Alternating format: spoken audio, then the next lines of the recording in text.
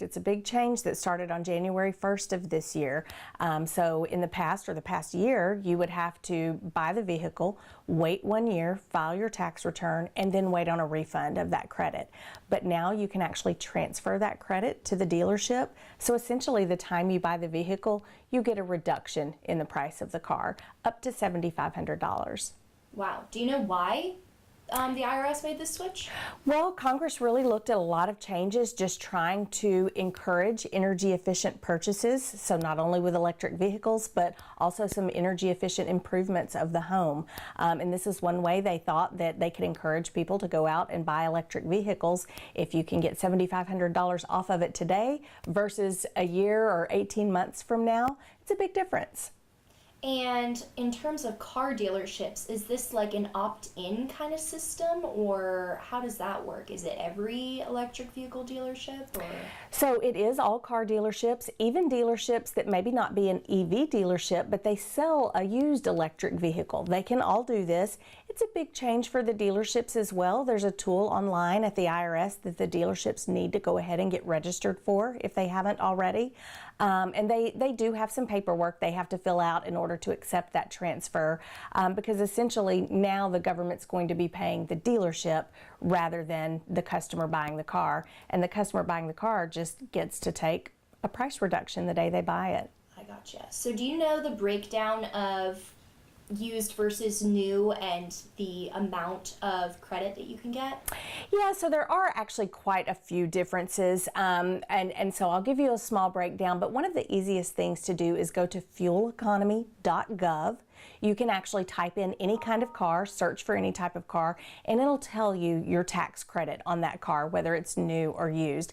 So these are things that are changing as we speak because Congress put some new rules in place, really encouraging the credit on cars that were assembled in the U.S. or North America. So a lot of these car manufacturers are scrambling if they were not previously assembling their cars in the U.S. They're trying to make that happen now so that their cars will qualify. So a car that did not qualify for the credit, say in December, maybe they qualify for it now in January. So it's definitely something to check before you go out car shopping. The max is $7,500, but it could certainly be less than that depending on where the car was assembled, where the battery was made, things like that. All right, so there's a lot of moving pieces and little things that have to be looked at, but like you said, there is that online tool that people can use to double check. Yes, that's the easiest and best way to do it because it will be kept current. So again, you might have looked last month and this month it might be different. All right, let's talk about those people who bought an electric vehicle in 2023 and were waiting that year to file their tax returns. Do they still have to do that, or is there any way that they can go back to the dealership and get that credit even though they've already purchased the car? That is a great question. So if they've already purchased the vehicle before January 1st of 2024, they do have to file their tax return in order to get that credit. But tax season's open now. It opened at the end of January, so that should be a fairly easy process, and they'll just get a refund in the mail for that.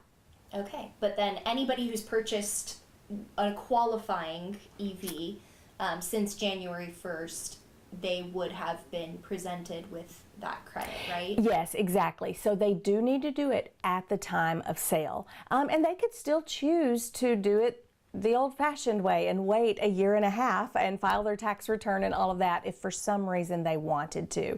But if they want to go ahead and get that price reduction, they need to do it the day they're at their dealership. There are some pretty stringent requirements on the dealership, certain paperwork that has to be filled out that day, the VIN number, all kinds of things that have to happen that day.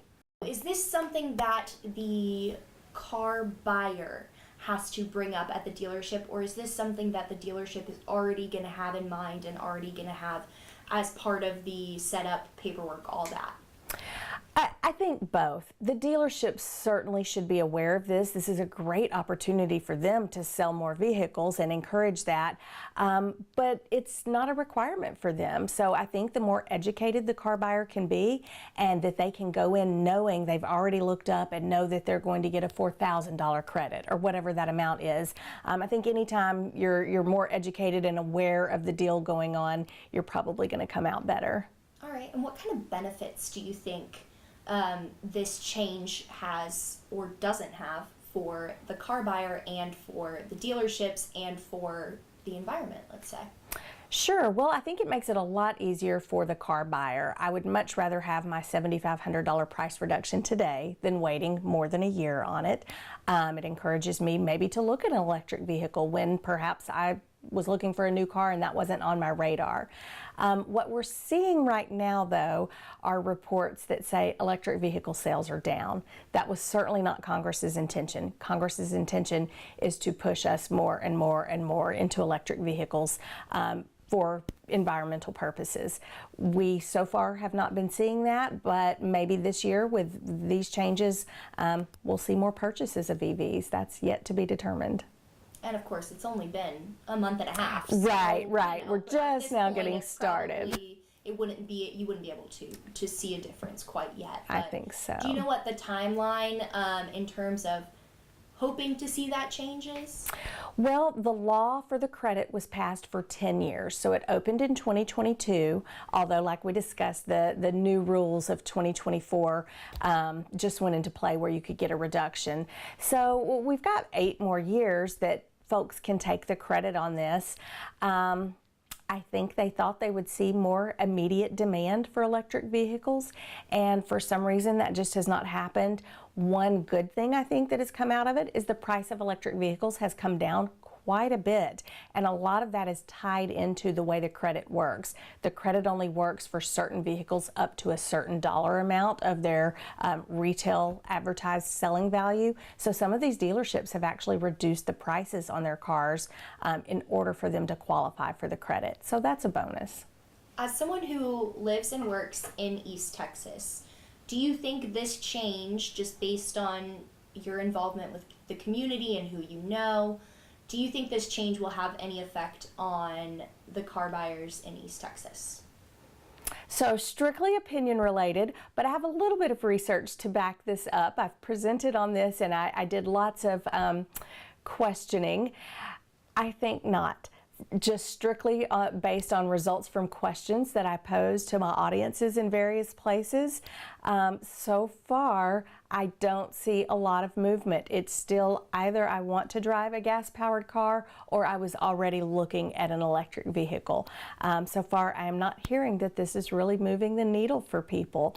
But again, we'll see, as we've still got a few years to go. Do you think that that is because maybe people don't know about these changes, or what do you think the motivation behind that is? Well, the main thing I'm hearing has to do with charging of the vehicle and the amount of miles you can travel before you need to recharge. So can I make it to my summer beach trip without recharging? And if I have to recharge, am I going to be stuck at a Buc-ee's for 3 hours waiting in line charging, right? We all want to stop at Buc-ee's, but not for 3 hours. That's the main thing I'm hearing. However, Congress put things in place as well to encourage people to build more charging stations. There are a lot of credits related to that. So I think maybe as we see charging stations become more readily available and faster, then that might have a bigger effect on people willing to purchase an electric vehicle.